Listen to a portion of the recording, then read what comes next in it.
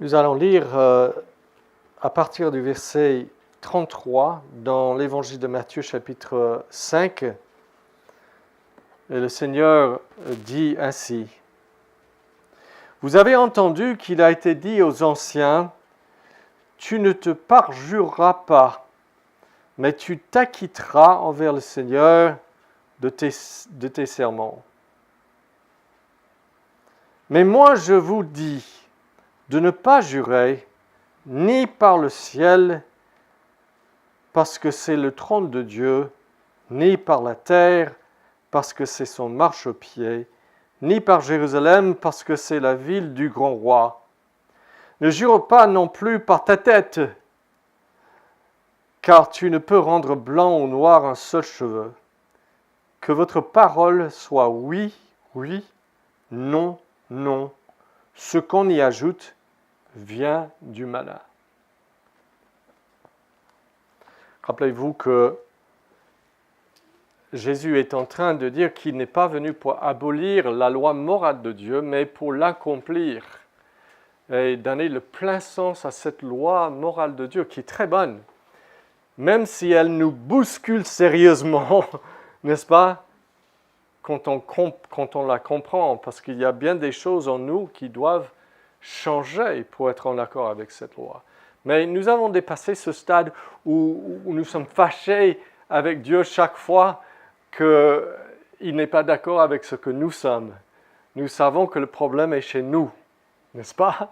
Et que notre Dieu bon et plein d'amour ne nous bouscule que pour nous bénir, n'est-ce pas? Donc, Jésus est en train de corriger les déformations de la loi morale apportées par l'enseignement des pharisiens, qui ont dilué le sens de la loi morale, ont déformé le sens par différentes manières, et Jésus veut redonner à la loi morale pour nous dans son royaume, parce que le royaume de Dieu commence. Il veut nous mettre dans un endroit où nous avons le plein sens de la loi morale de Dieu et que nous pouvons marcher vraiment sur le bon chemin de Dieu. Alors, nous allons considérer 4 choses aujourd'hui. Et la première chose est, quel est le sujet que Jésus adresse? Ensuite, qu'est-ce que les pharisiens enseignaient au sujet des serments du fait de jurer? Qu'est-ce que Jésus fait pour corriger leurs faux enseignements? Et qu'est-ce que nous pouvons apprendre par tout cela? Quel est le sujet que Jésus adresse? Alors, si vous regardez les versets 33 à 36, quels sont les termes que vous voyez? Quels sont les verbes? Parjurer, jurer, et puis serment. Donc, nous sommes dans le sujet des serments, donc du fait de jurer. Et donc, je voulais juste vous dire que pendant l'Ancien Testament, il y avait 2 sortes de promesses spéciales que les gens faisaient selon la loi de Moïse. Il y avait les serments et il y avait des vœux. Ce sont 2 choses différentes. Un vœu, c'est quoi dans l'Ancien Testament? Un vœu, c'est une promesse à Dieu qu'on va faire une certaine action et la plupart du temps, qu'on va lui apporter un sacrifice. Et le plus souvent en réponse à quelque chose qu'il aurait fait.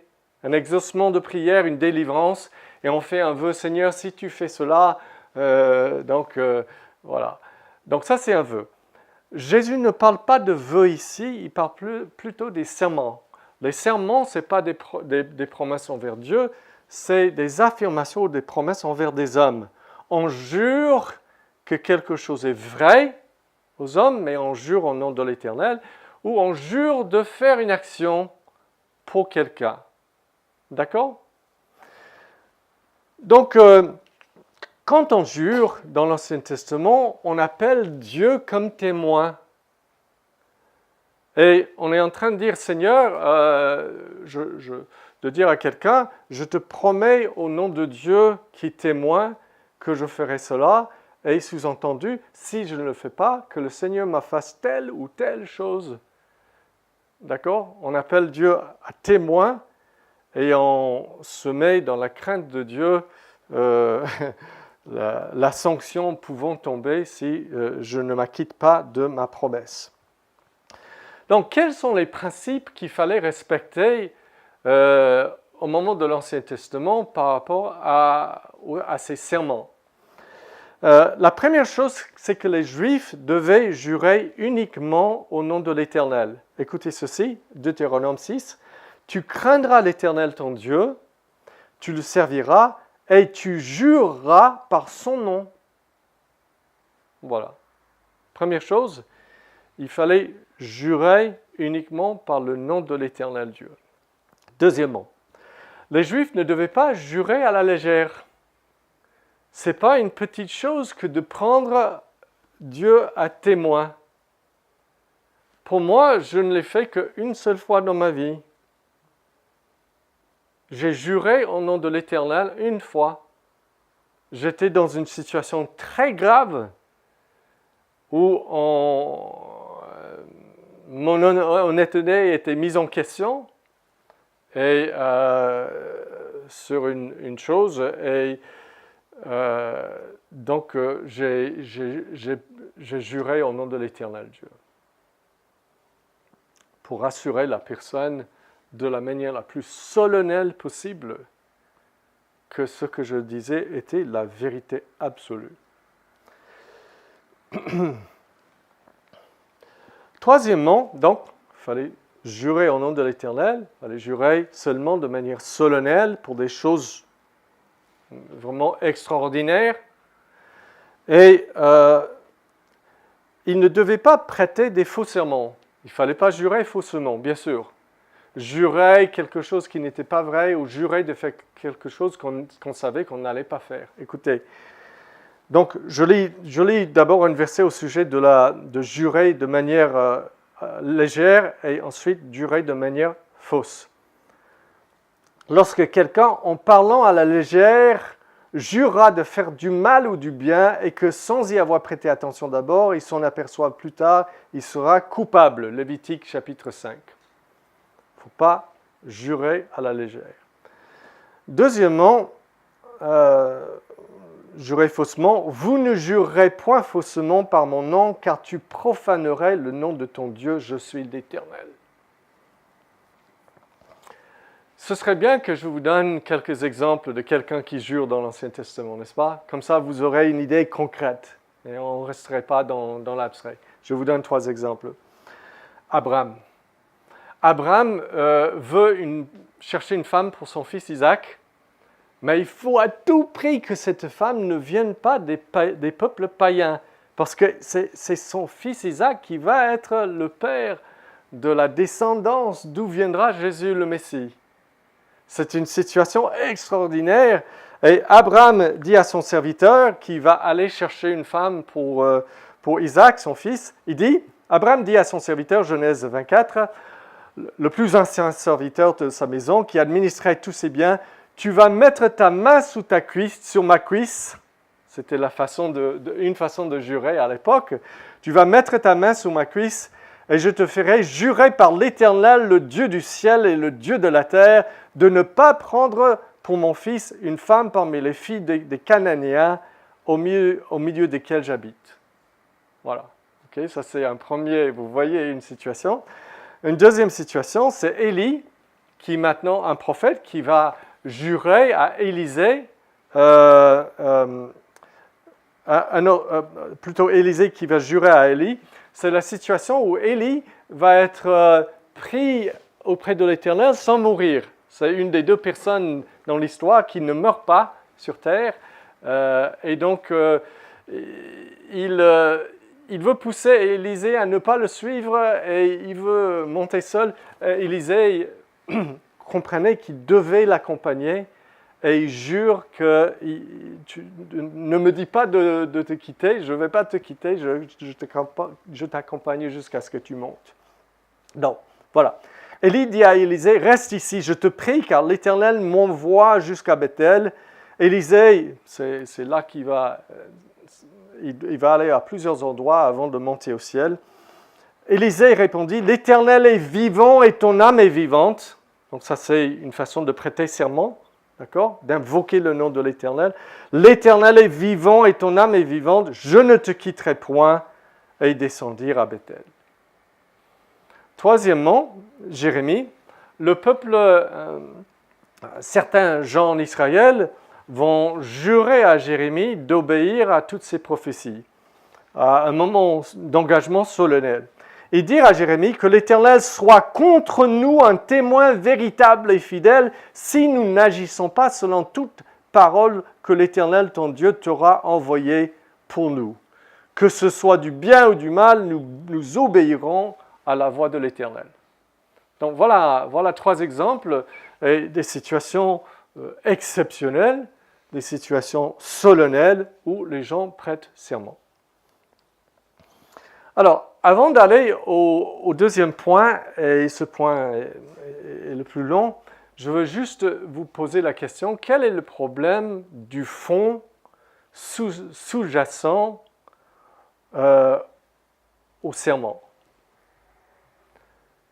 En d'autres termes, pourquoi est-ce que les hommes doivent jurer? Et la réponse à cette question, on jure pour donner plus de poids à notre parole, n'est-ce pas? À donner plus de certitude à notre parole. Mais pourquoi?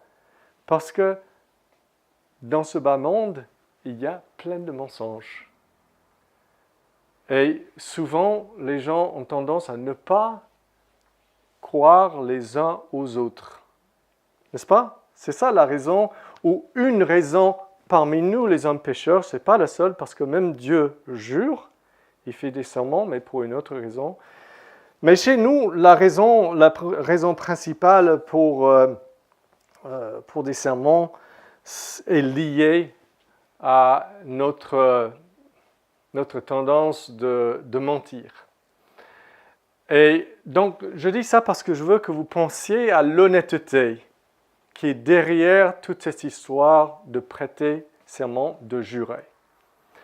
Nous habitions, à notre arrivée en France il y a 35 ans, dans une autre ville, dans la Bourgogne en fait, et nous avions une voisine qu'on a assez bien connue parce que les enfants étaient dans la même école. Et donc la phrase la plus fréquente que j'ai entendue de la bouche de cette femme, et que tout le monde a entendu la plus souvent de la bouche de cette femme, était « Je te le jure, je te le jure, je te le jure ». Vous avez connu une personne qui dit ça souvent? Je crois que nous avons plus ou moins tous connu quelqu'un comme ça. Mais ce qui était étonnant, c'était que c'était la personne la moins honnête que j'ai connue, peut-être de ma vie. Elle était connue dans le voisinage comme une grosse menteuse. Mais pas des mensonges subtils, des gros mensonges que tout le monde savait, ça c'est pas vrai. Mais toujours, je te le jure, je te le jure. Et vous voyez, les sermons sont liés, tels que Jésus d'ailleurs va traiter ce sujet, c'est lié à toute cette réalité d'être un homme, une femme honnête, dont la parole peut être crue. Ça va?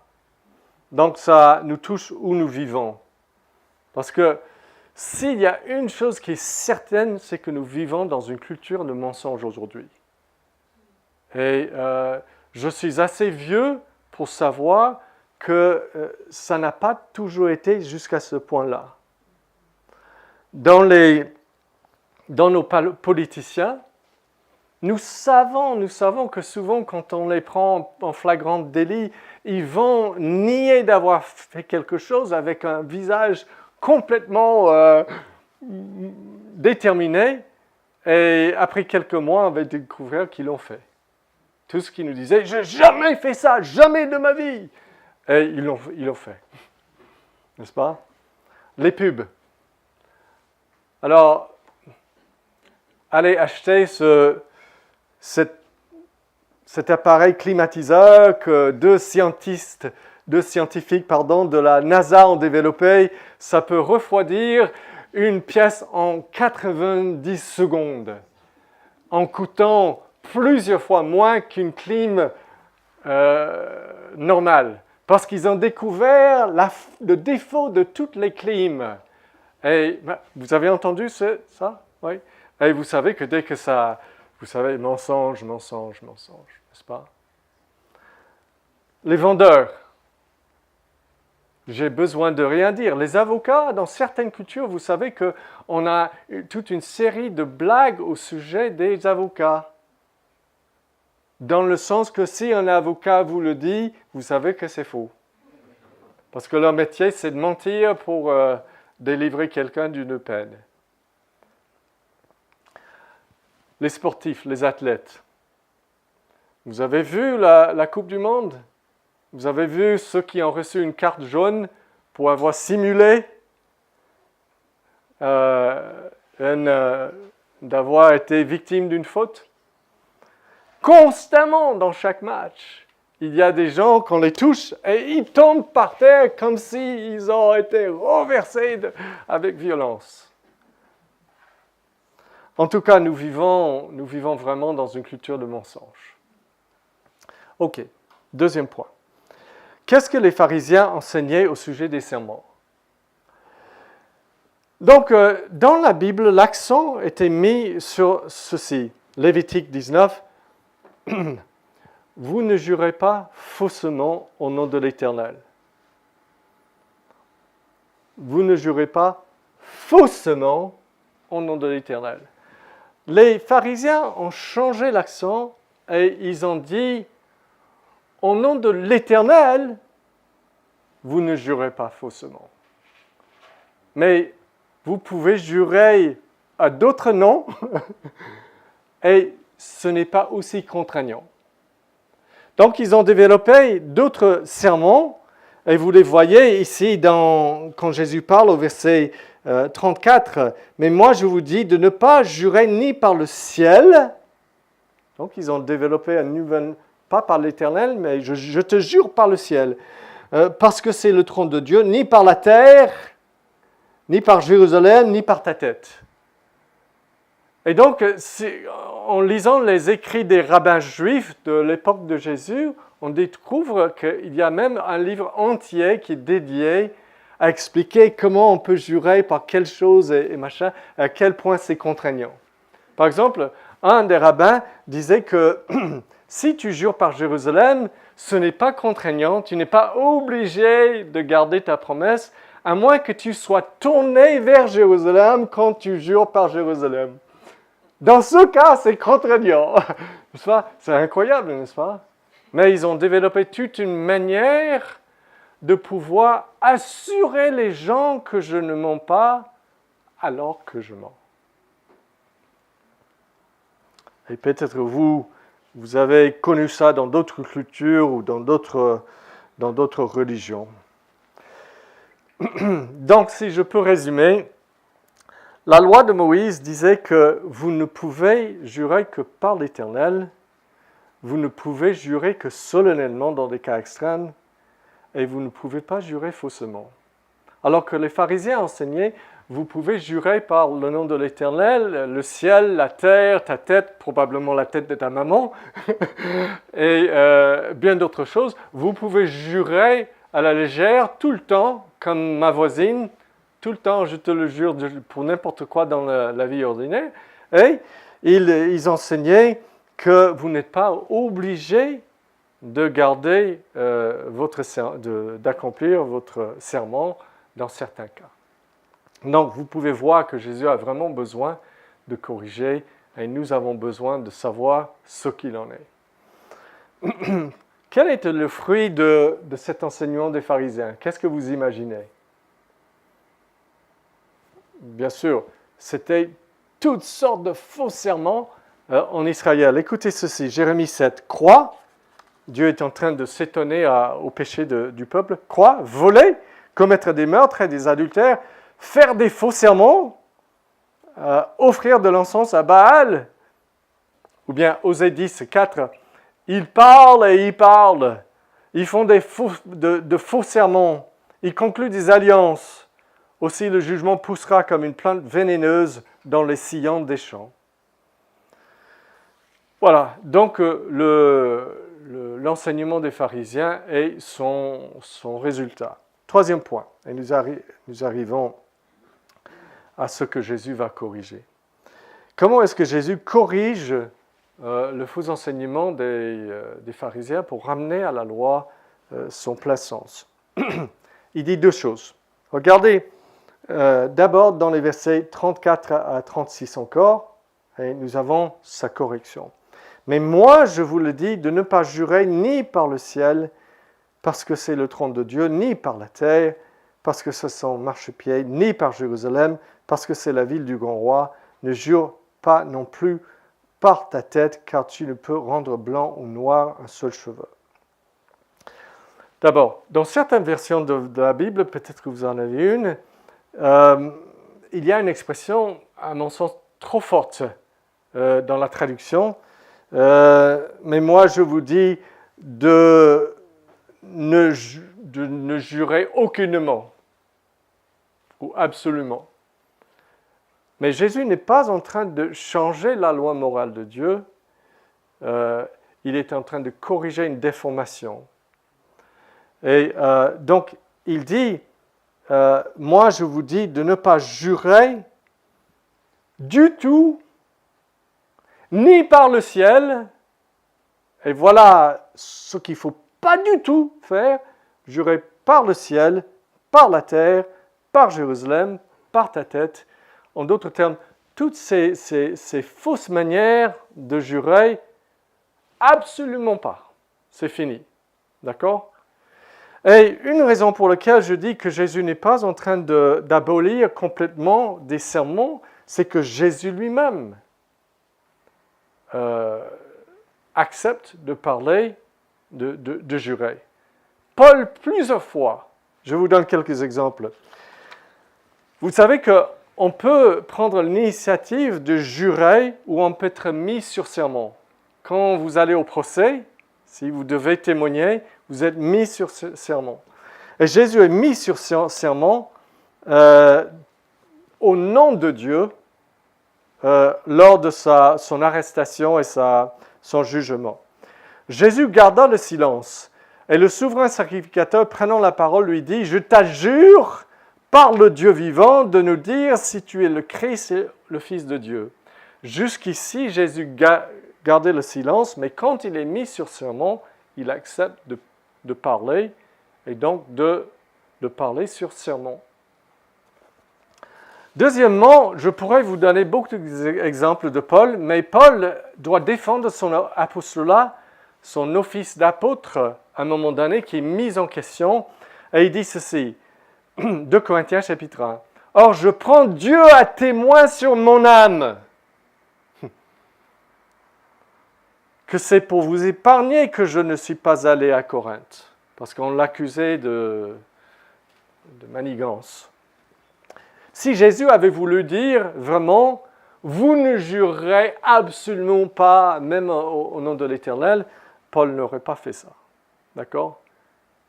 Donc Jésus est en train de dire, vous ne jurez point du tout au nom du ciel, au nom de la terre, au nom de Jérusalem, au nom de ta tête, au nom de quoi que ce soit, sauf Dieu.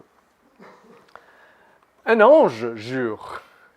Un bon ange jure dans le livre d'Apocalypse. Et l'ange que je voyais debout sur la terre et sur la mer leva sa main droite vers le ciel et jura par celui qui vit au siècle des siècles et qui a créé le ciel et les choses qui y sont, la terre et les choses qui y sont, ainsi de suite. Voilà.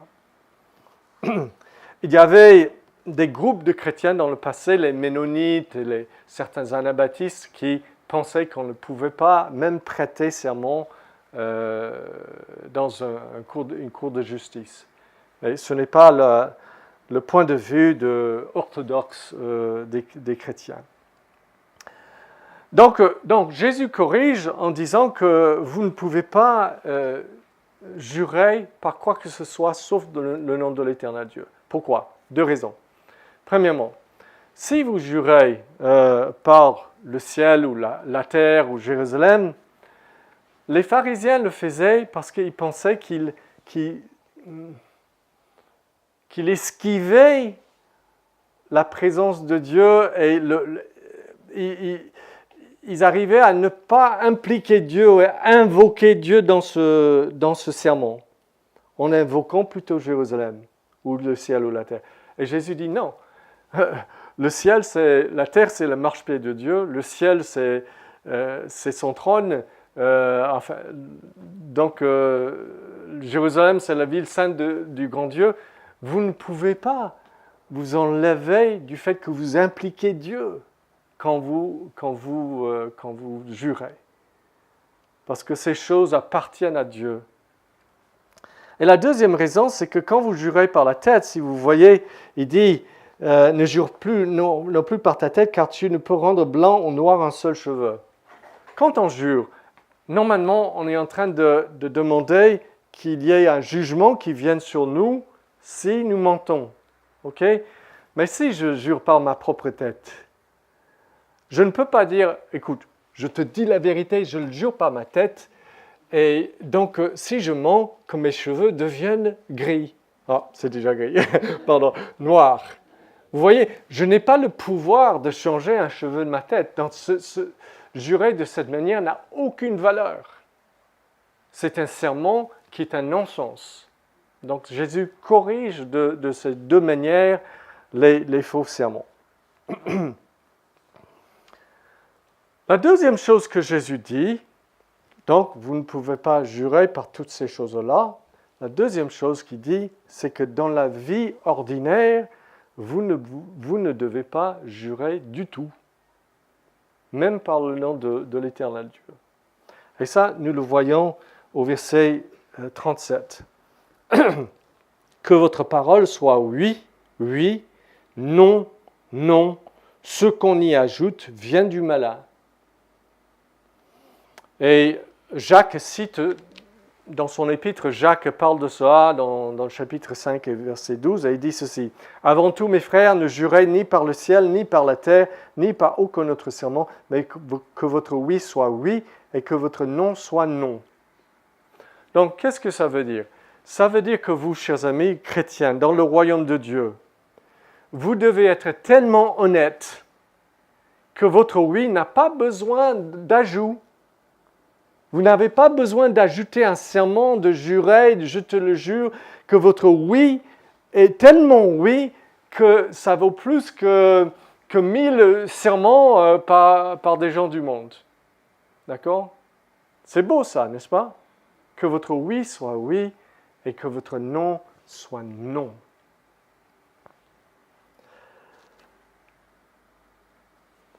Pourquoi est-ce que nous avons une parole si certaine et si vraie? Parce que nous parlons dans la présence de Dieu chaque fois que nous parlons. Ce n'est pas seulement quand je jurerai que j'invoque la présence de Dieu, c'est que je suis toujours dans la présence de Dieu. Comment est-ce que je peux oublier qu'il me voit, qu'il est avec moi, qu'il est en moi, je suis à lui? C'est ça le royaume de Dieu, n'est-ce pas? De vivre toujours dans la présence de Dieu, de sorte que ma parole n'a pas besoin de renforcement. Sauf dans un cas légal extrême où, comme Paul ou comme Jésus, on accepte de faire l'exception. Ok, nous terminons avec cette question. Que devons-nous apprendre pour notre vie chrétienne? Premièrement, ne jure jamais dans ta vie de tous les jours. Cette phrase ne devrait jamais se trouver dans la vie d'une chrétienne, dans sa vie de tous les jours, je te le jure. Jamais. Deuxièmement, dans des situations extrêmes, d'un enjeu légal ou spirituel grave, vous pouvez être amené à prêter serment, mais dans la crainte de Dieu et de manière solennelle. Et faites très attention avant de faire ça. Troisièmement, nous apprenons aujourd'hui combien l'honnêteté est tellement importante. Et la fondation, je crois que la confiance dans la parole de l'autre est le fondement de toute relation humaine et toute société.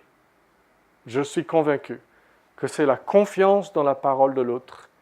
Dès que je ne peux plus avoir la confiance en toi, je ne peux plus avoir une vraie relation avec toi. Je me méfie de toi et donc il n'y a plus de compagnie, de communion.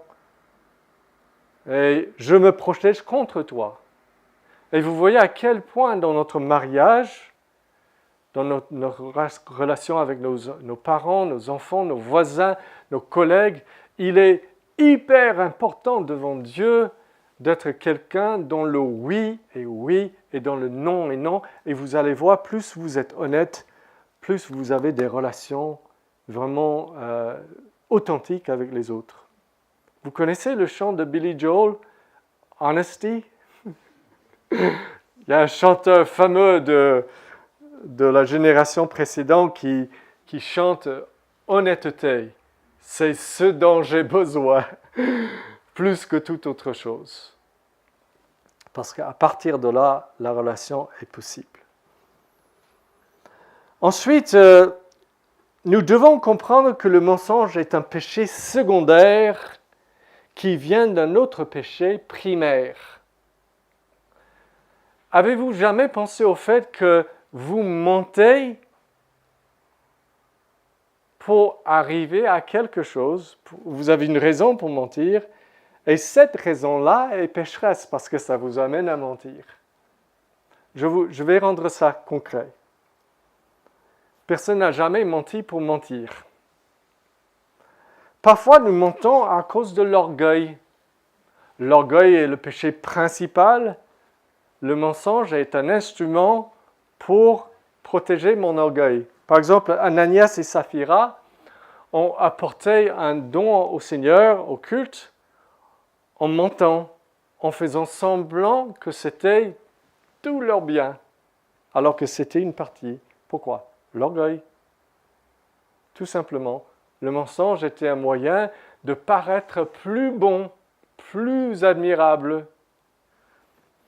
Parfois, quelqu'un dit est-ce que c'est vous qui avez fait ça? Non, non, non, c'est pas moi. Pourquoi est-ce que vous avez menti? L'orgueil. Vous ne voulez pas être le coupable. Deuxièmement, parfois nous mentons à cause de la crainte. Une crainte pécheresse. Vous vous rappelez d'Abraham? Abraham a menti en disant que sa femme était sa sœur. C'était une demi-vérité parce que c'était sa demi-sœur. Mais il a menti parce qu'il avait peur de ce qui allait lui arriver si les gens savaient que c'était sa femme. D'accord? Et donc souvent, nous craignons que les gens nous désapprouvent. Donc nous leur disons ce qu'ils veulent entendre. C'est la crainte. Beaucoup de mensonges sont par la crainte, n'est-ce pas?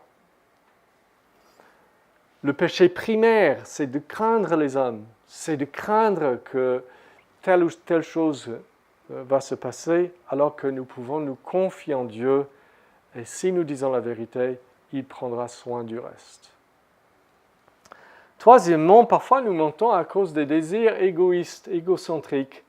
Vous vous rappelez de cet homme Achan dans l'Ancien Testament qui a, dans une guerre, qu'il a pris du butin qu'il ne devait pas prendre et il a caché ça sous sa tente, de l'or, des choses précieuses, et il mentait. Pourquoi? Parce que le péché primaire, la cupidité, il voulait ces choses. Et il y a des gens dans le monde qui mentent pour avoir plus d'argent, pour réussir plus, n'est-ce pas? Pour avoir plus de clics sur leur site YouTube.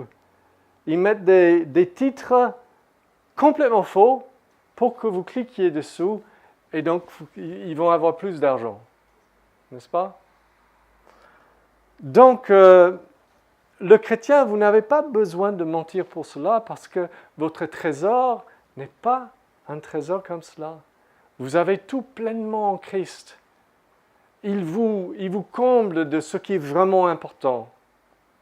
Donc, nous n'avons pas besoin de ce péché primaire, ni du péché secondaire qui le soutient.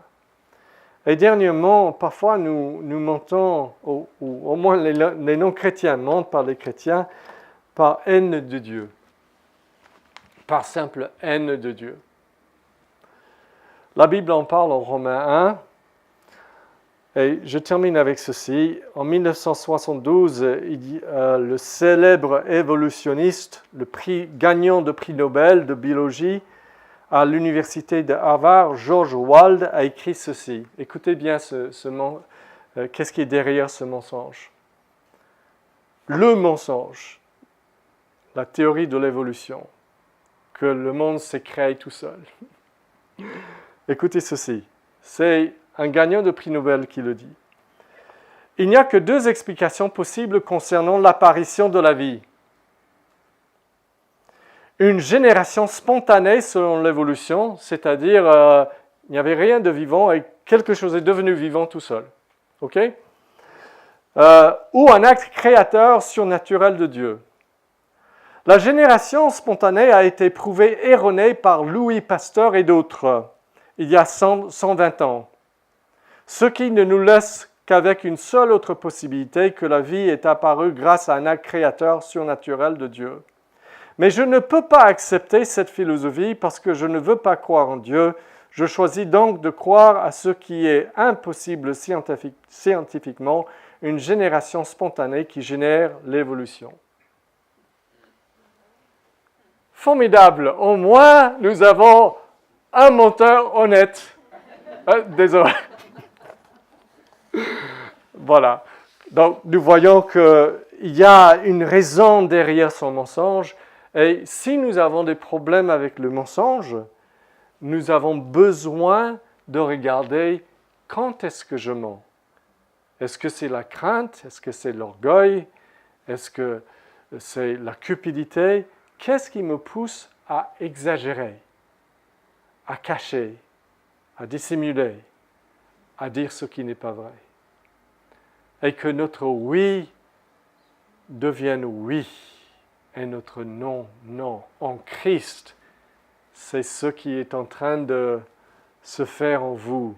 Laissez-le faire de plus en plus. Nous allons chanter au Seigneur et nous préparer pour le culte, pour la scène, en chantant « Nous nous courbons ». C'est un chant de confession.